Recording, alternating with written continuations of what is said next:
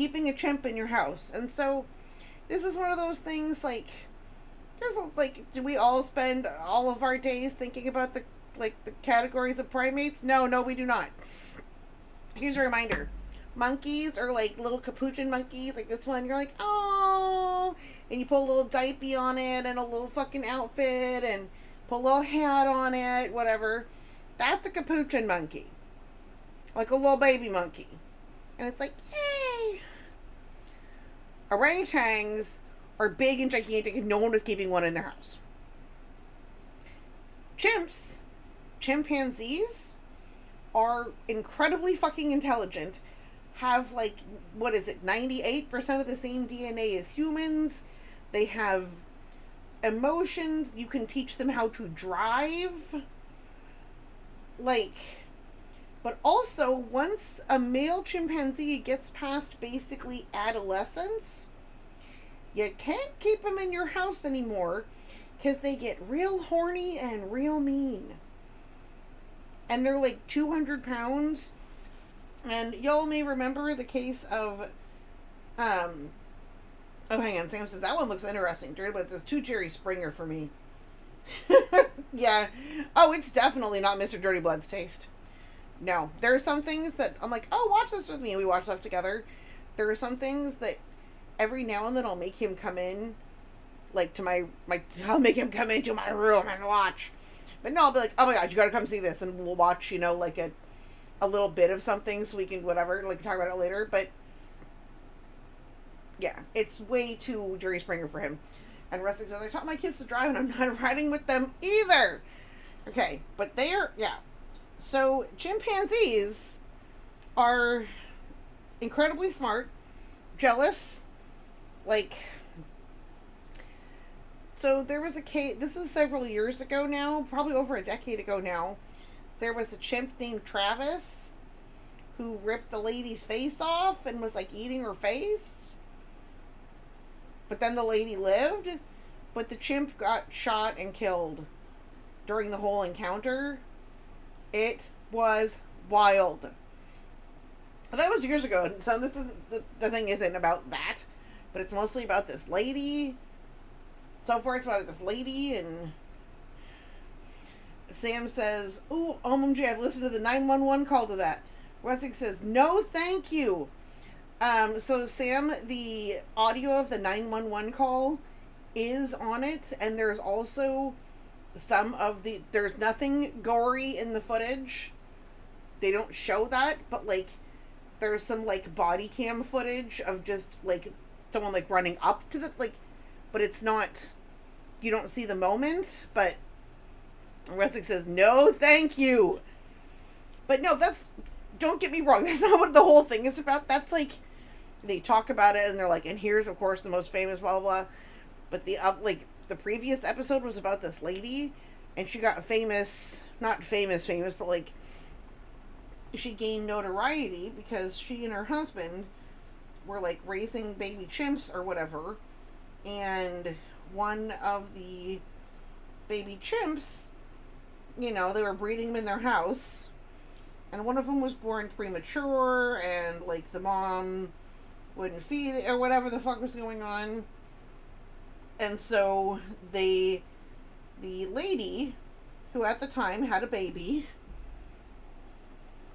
was well, this is a baby and I know what a baby needs.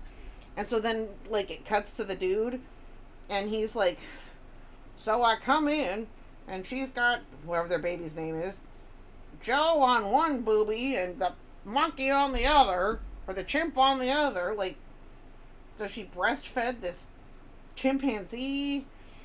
Everybody says, you gotta shoot him. Yeah, the lady who owned the chimp is begging the officers, you gotta shoot him. He's not gonna stop. He's not gonna, yeah. Okay, so actually, let's change the topic to not traumatizing animal death. Let's change the topic. So, but other than that, Sam says, I thought she died. Oh, did she? I thought she lived, and she got a new face. Am I thinking of a different one? But no, I am fine with talking about this. Sometimes I realize that I'm kind of used to talking to stuff like that. She survived. Yeah, I'm used to And so I kind of forget sometimes that not everybody is like, oh, cool. That some people are like, what the fuck? It's Monday night. I came here to talk about arts and crafts. Not fucking chimps ripping people's faces off. She survived. She does talks now. But look, while we were discussing that, look how nice the French turned out on our little rug.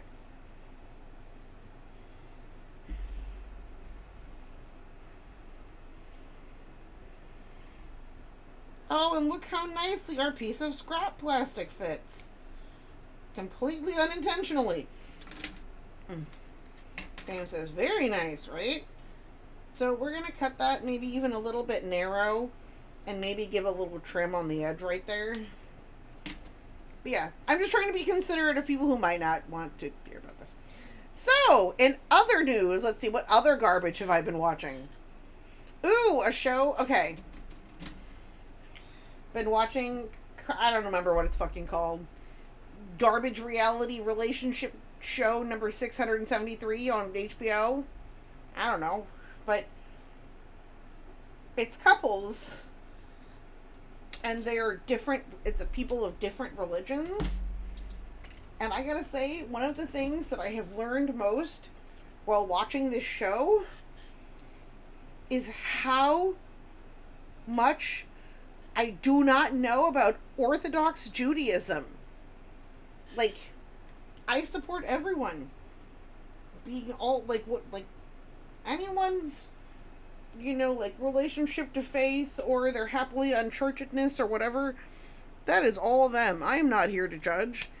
But I just did not realize how strict some of the rules were.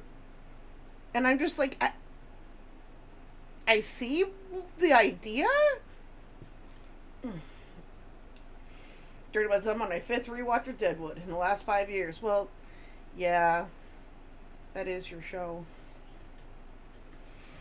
And Sam says, I follow lady as an Orthodox Jew. It's quite interesting.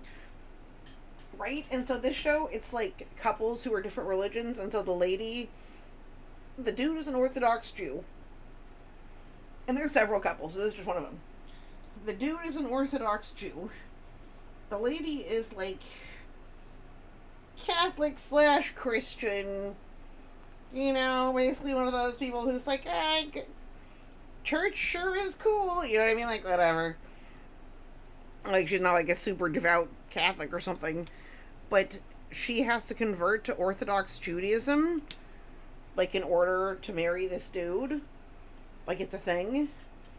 And I learned that on Shabbat, because on Shabbat, aka the Sabbath, which is Friday at sundown until Saturday at sundown, you can't do any work.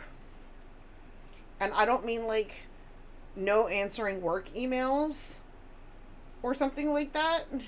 I mean, you are not allowed to do any work. Work is categorized as something that, like, does something or changes something. Dirty Blood says no light switches. Yup. That is one of the most famous ones, because when you turn on a light switch, you're creating light. You're doing something.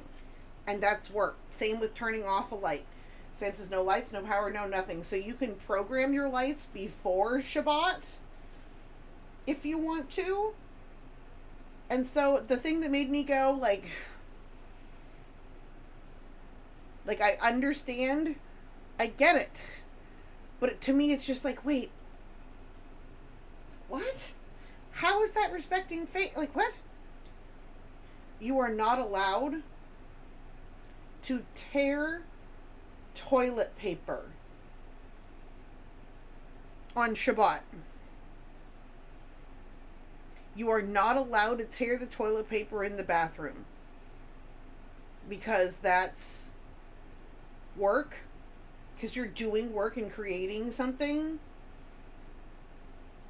And it's like trying to get struck by lightning to please Thor. Like, right? It's just so... I understand that everyone is, like, devout in different ways, but, like, I'm just mystified.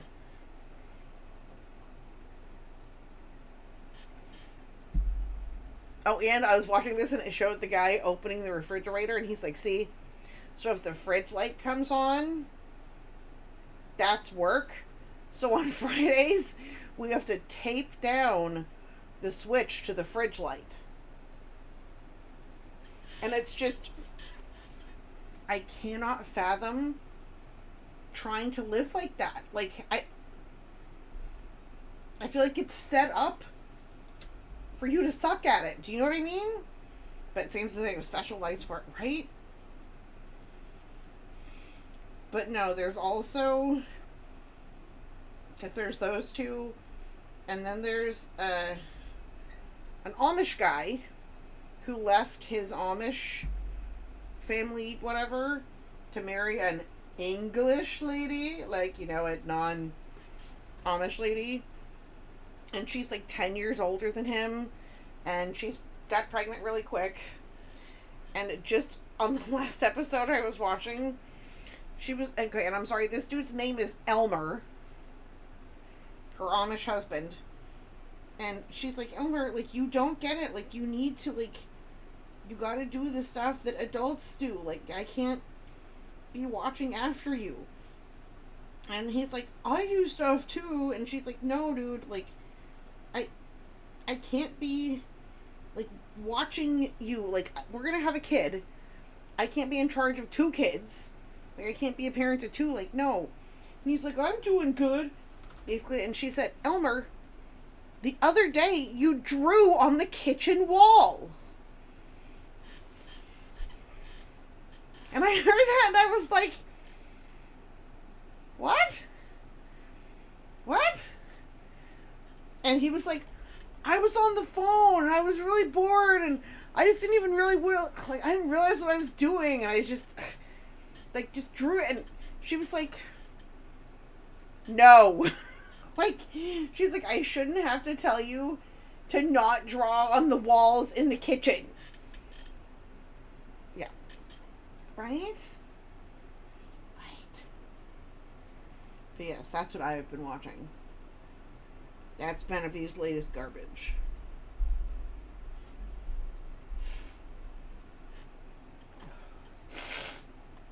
But yeah, Orthodox Judaism, and also the other thing that I was like, sometimes the dudes, not the ladies, the dudes do a thing where they tie a box to their head, and inside the box is a special scripture, and the box is tied to your head, so it can be really, like, so your special box prayer can be close to your brain.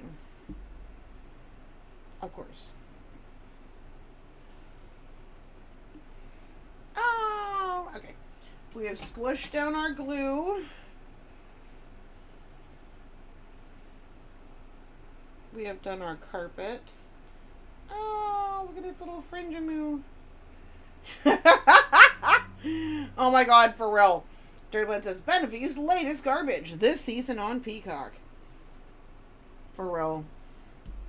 For real, my garbage is not yet enough refined for HBO. I need to start on a different network. Okay, so now we have 2 little rugs with plastic backings. We've got adorable chairs. Do we want to do all 4 bases and then make gnomes? Do we want all of our gnomes to be the same colors? Same color family? So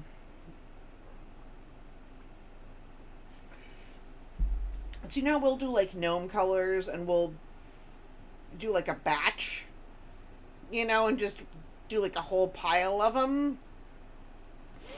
We could do that with basically a color palette pulled from our rug fabrics. And we could make, so this is like an area rug and that's a little throw rug. Like we could make sets of gnomes that do, you know, it's basically based on this color palette, but also make others that don't go with the rugs. Because we need more giveaway gnomes. We are all out, and as soon as I make them, they end up going. Red hat, black body, gray beard. And see, I think that goes with this, but I was thinking, so basically, This is kind of the color palette I was imagining. Just 70s and 80s home furnishings. So when I showed these chairs and stuff to Mr. Dirty Blood, Rustic says, colored nose. See, dang it. I was making noses and I was too lazy to make different noses. We could make more though. But like, this is kind of the color palette I'm thinking of. Brown, green, tan, orange, yellow, all of these. And then we could make several other gnomes in this same color palette to be giveaway gnomes.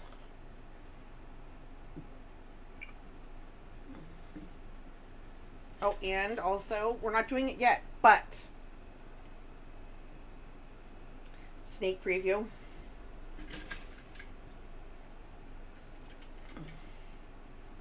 See this? This is like a, I don't know, China hutch or something from one of the, like this is from the box of Dollhouse stuff. But the colors are atrocious. But wouldn't it look a lot better if it was jet black and then was filled with like a skull and rock pieces and like a little mushroom, and it was like a little mossy cabinet. But the first step is it needs to be black. This is my sample side, and that's where I scratched it to see how difficult it is to scratch it. It takes like an actual decent scratch. So I think with 2 coats, it will probably be fine, because this is something I would sell and not just up. I mean, you know, I'll tell people this isn't a toy. Don't pick it up and fucking scratch it, please. Do you know what I mean? But yes. Currently pondering other ideas for other things from the box of stuff. But yeah, $20. 20 deliriums. And like our kid had an art desk, like, and he actually used it as his art desk when he was younger. Like, by art desk I just mean it had like, you know, a slanty like drawing top on it. Then it had all these like little drawers and stuff and shit. Blah blah blah. We got it through my sister, and we paid $50, and then she brought it down to where we lived from where she lived, whatever. Yeah, $50 desk. And we used it for, like, the kid used it for years. We hauled it down here from Washington State. Yeah, so over the weekend, sold it on Facebook for $125. And the person who received it was very pleased. And I also gave them a gnome. So yes, that is my other victory. I don't remember why I was explaining that, but that is my other big victory lately, is getting things out of my house.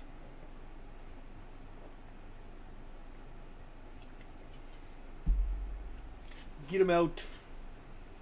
Okay. So we've got chair. Oh, see, I like the chair on this size rug. To me, that makes more sense. See, a gnome sitting in that chair on that rug. I think that's the look. That is cute, cute, cute. All right, so that's 1. That's 2.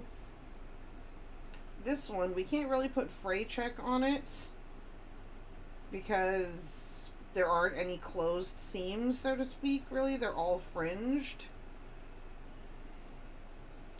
And we're going to hold that up and just give it... Here, we're going to put something light behind it so we can see it. And now we're just going to give it the gentlest of little mini trims.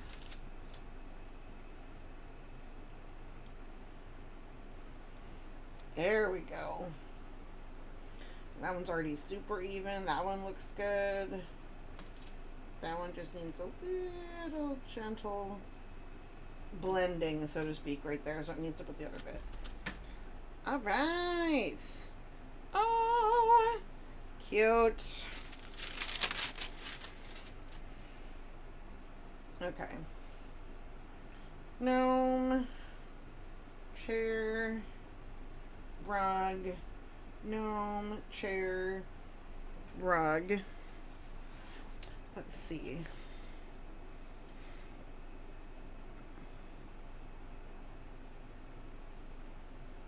I don't know. Do we want to...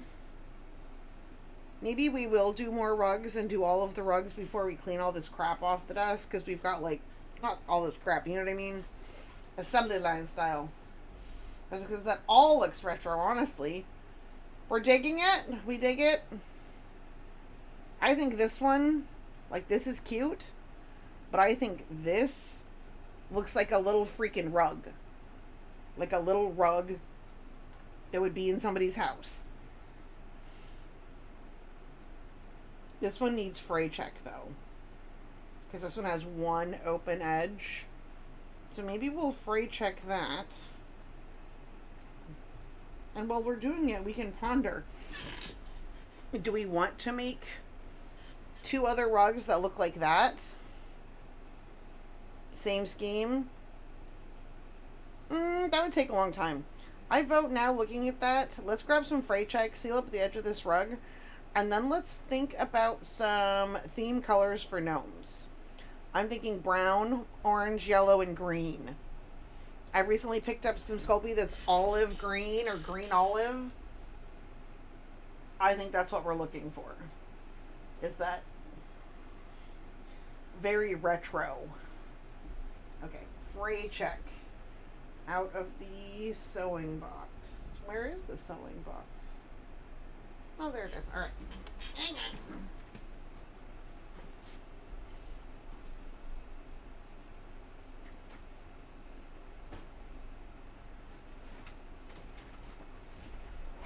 Oopsie meetsies. We're fine.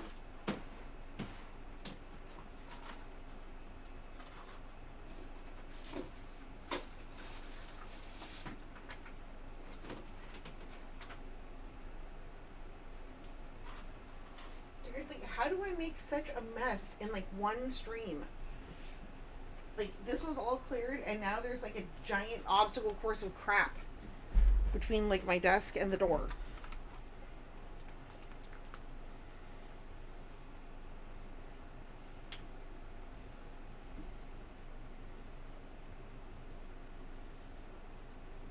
So for anyone who's not familiar, fray check is just basically watered down super glue. And then what you do is you put it on a seam. Ooh, that looks ugly AF. Hopefully that dries better than it looks right now. Otherwise, we're going to have to fucking have a word. And so we're going to give that... Hopefully that looks less dark like that when it dries. So I think this is one of those things. It's always a good idea to make one, see how it looks, and then make something else. So this one has been fray checked. We're going to set it on top of this tiny piano bench to dry. This one is good. But now, what colors do we want for gnomes?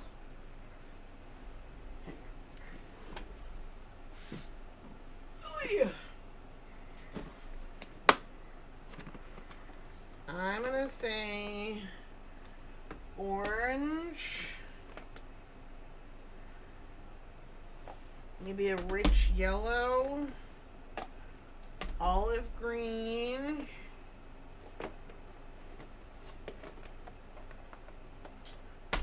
gold. Gold was really big. And then brown. We've already got a lot of boxes. I'm just going to... Oh, no, we need to look at the browns. Okay. Now we have, like, 5 colors. Look. So what are we thinking? What says retro furniture to us?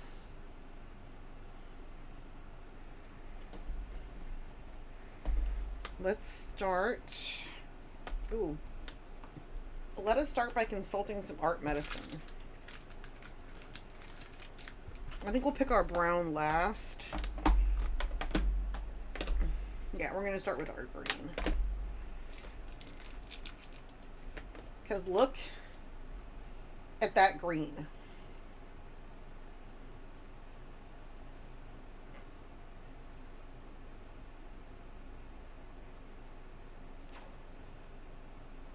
Like, that is 80s grandma refrigerator green. If I ever saw it.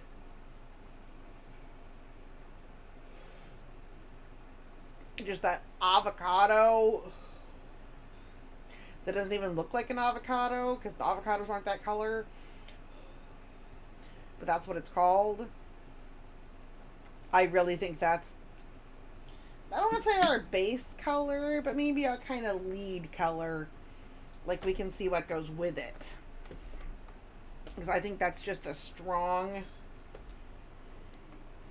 like, if we look at it with this rug. Mm-hmm. And even with another green, it still looks like an avocado green fridge. And that's what we're looking for today. So there's our green. Let's start there.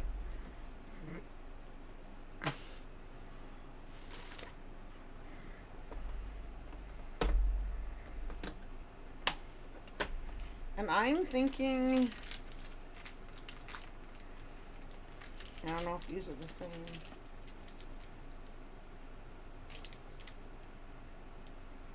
I think so. Maybe that's this one. No, it's not. Okay. And then I think that harvesty yellow, that's just a little piece of it. We'll just use that one up first.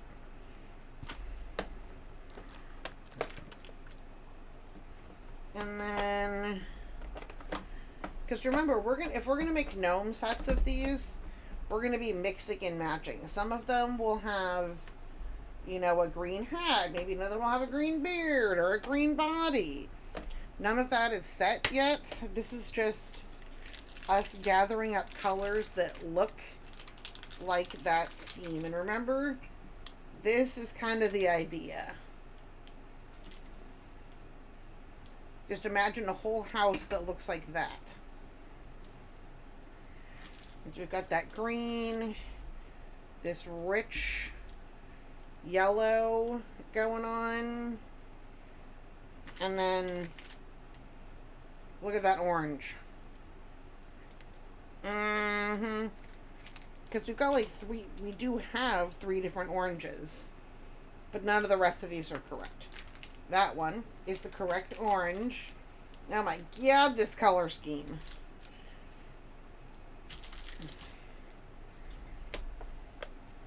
And also we need to add to shopping list more of that orange, more of the medium orange.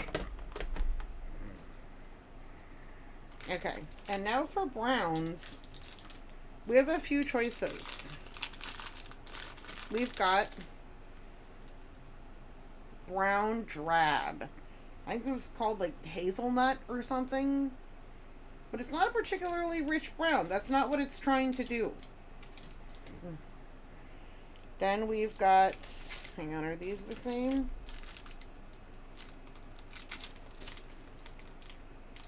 What is this? This is, and of course I end up ripping off the part with the name on them. Never intentionally. But, yeah, chocolate brown. Yeah, these are the same. So, basic brown. See, this is like kind of a yellowy, not even yellowy, maybe a greenish brown kind of. That's hazelnuts. And this is a rich chocolate brown. More saturated, more orangey, richer, fuller.